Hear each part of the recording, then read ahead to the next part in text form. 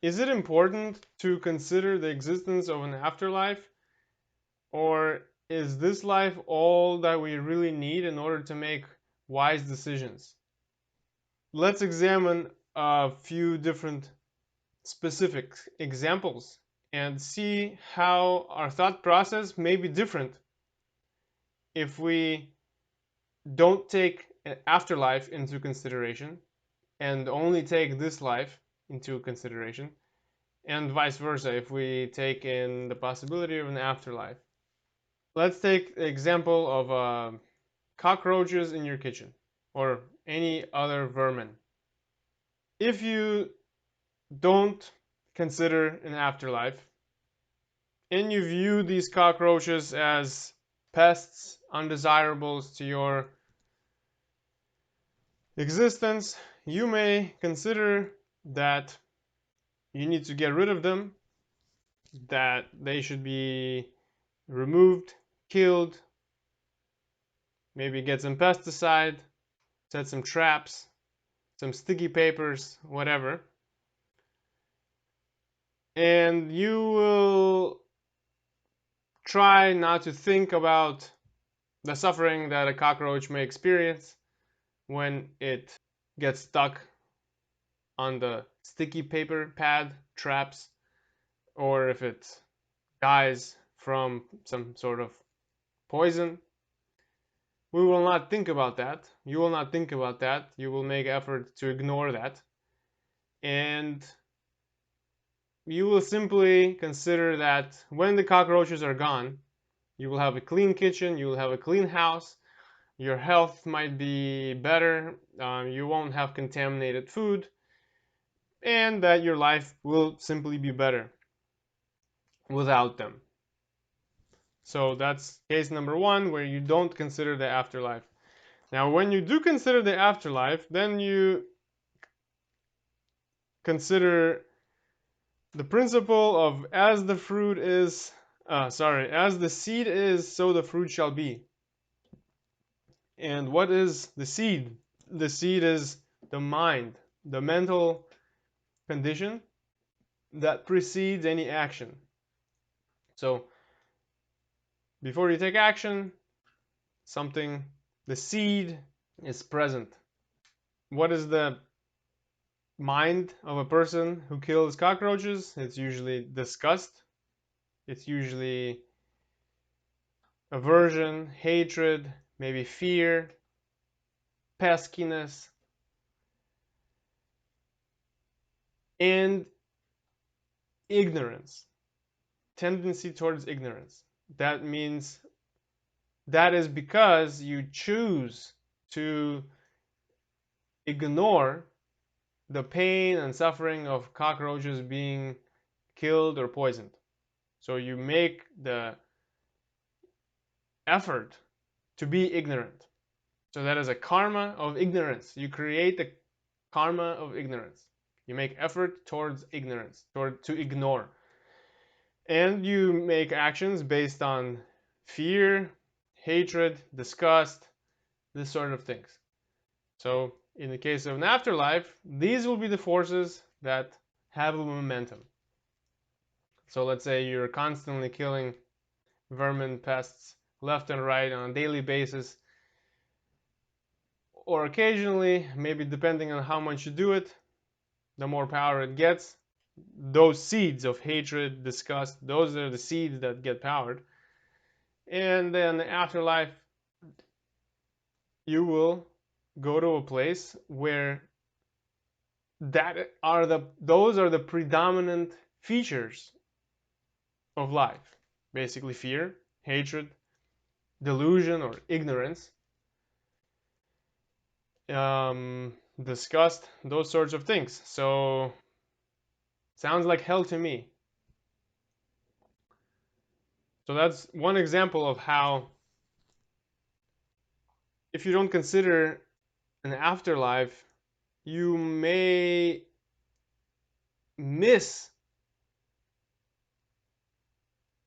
potential consequences, long-term consequences, and you will think that there's nothing wrong with just killing some insects, some cockroaches. Maybe it'll be mice. Maybe it'll be ants. Maybe it'll be um, mosquitoes, flies. Anything. Now, I'm not suggesting. I'm not telling you what to do. I'm just saying, watch your mind and consider the actions you're taking, and know that actions are karma, and the root is the mind, and the more actions we take which are founded on a certain mindset, the more we empower that mindset, and that mindset has the momentum which ultimately carries through in um, into consequences in future lives. That's just one aspect of karma. So let's look at another example. How about let's consider the case of a person who is making a donation to charity, a church, a beggar, a monk, somebody who's generous and who is a donor. In the short term, someone just considering this life, it doesn't seem always all that beneficial because in the short term, you're going to have less money yourself. In the long term, you may also consider that there are some social benefits to being a donor because you may gain friends, you may gain respect from members of the community, you may be regarded as um, a generous person, a good person, a kind person. But that's not guaranteed. Your donation could be quite small and not worth sharing. Nobody may find out, so it's not guaranteed. But in the short term, you will have less money because you're giving it away. In the long term, however, let's say in a life after life, reincarnation type of thing, we consider the principle of as the seed is, so the fruit shall be. So what is the seed? That's the mindset. The mindset is of having more than you need, have abundance, and overflowing generosity. So it's wealth. Wealth is having abundance, mentally abundance, satisfaction. You have what you need and you're satisfied. Being complete, fulfillment. Those are some of the words that describe a person who is able to give and be generous. So, what would be the fruit of that? The fruit would be a place or a condition or circumstance which is characterized by those qualities. So, a place, a destination where one feels fulfilled, one feels satisfaction, one feels that they have more than they need. So that could be expressed as, let's say, possibly being reborn into a very wealthy family or into a community which has abundance of food, of resources, or maybe it's some heavenly world where people don't need to eat; they're always satisfied.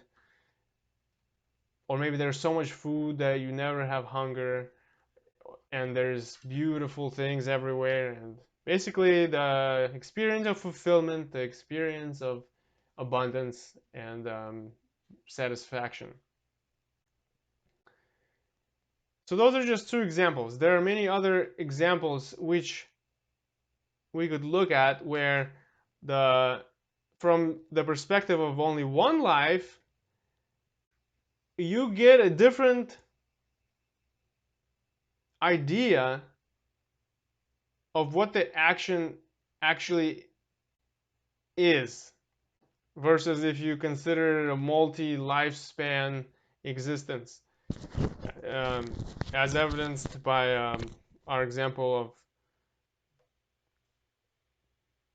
killing insects or pests or anything for that matter with a mindset of hatred or fear or disgust and ignorance, delusion, or a positive action such as being generous. So those are just two examples. There are many more that we could look at. I hope you guys enjoy these examples and let me know what you think. If there are some other examples that you've thought of that are relevant to your life that maybe you agree, you disagree, share your experience, share your thoughts in the comments below. And I look forward to engaging in some sort of a discussion with you. We can make more videos and examine this topic in a greater detail. It's quite fascinating because it impacts our life on a daily basis, and the consequences are huge. They don't impact just our immediate state of mind, our immediate lives, but they have long-term consequences for our mental existence, state of mind, our spiritual well-being, our financial well-being, our security and social status, and our potential future existence, our destination, the things that we experience in the future. And these things are not always in a linear way experienced. Actually, usually they're not linear. And so we can talk about linear karma, linear causality versus non-linear causality in another video.